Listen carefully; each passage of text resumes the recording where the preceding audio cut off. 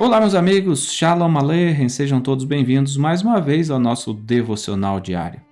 Quando analisamos a derrota dos filhos de Israel diante de um exército mais frágil, tendo a Bíblia em nossas mãos, fica muito mais fácil de compreendermos que isso ocorreu por causa do pecado oculto de Acã.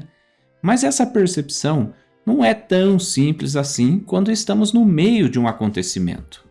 Josué capítulo 7, versículos 6 e 7 nos diz: Então Josué rasgou as suas vestes e se prostrou em terra sobre o rosto perante a arca do Senhor até a tarde, ele e os anciãos de Israel, e deitaram pó sobre a cabeça.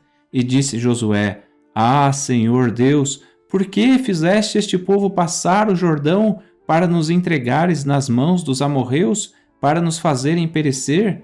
Tomara nos contentáramos com ficarmos da além do Jordão.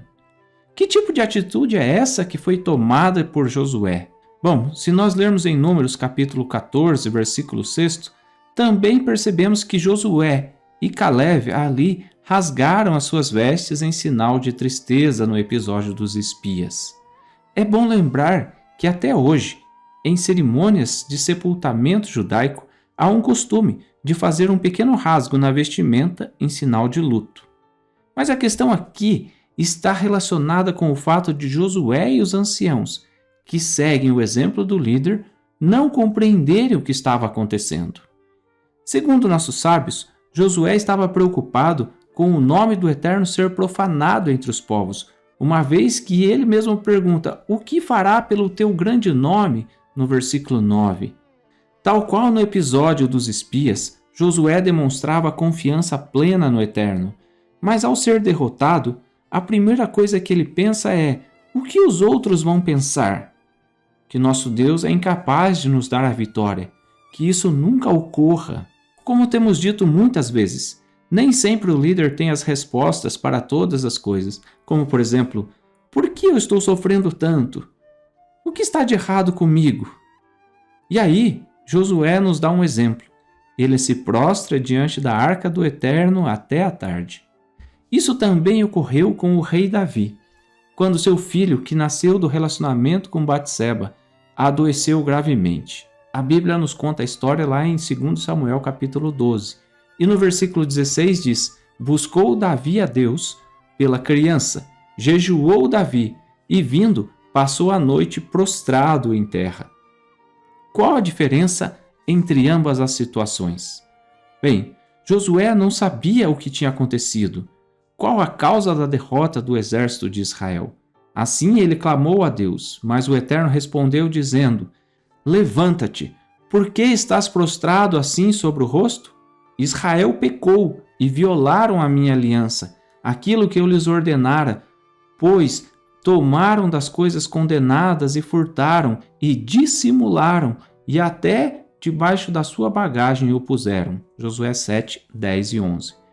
Deus ordenou que ele se levantasse e parasse de clamar, porque havia um pecado oculto que foi dissimulado no meio dos filhos de Israel.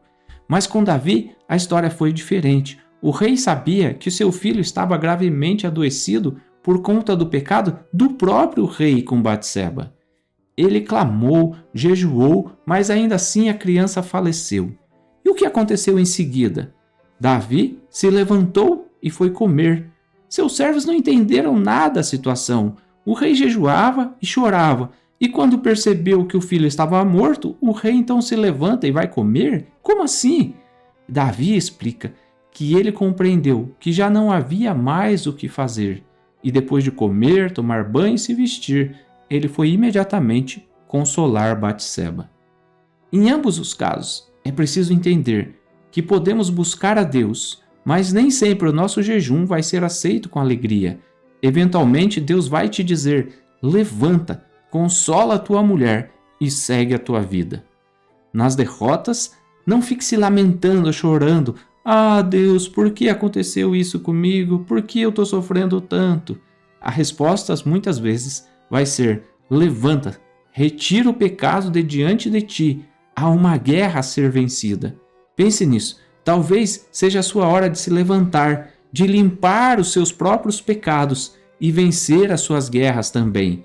sempre colocando Deus à frente, mas comece tendo comunhão com Ele, ao menos 5 minutos com Deus todos os dias. Shalom.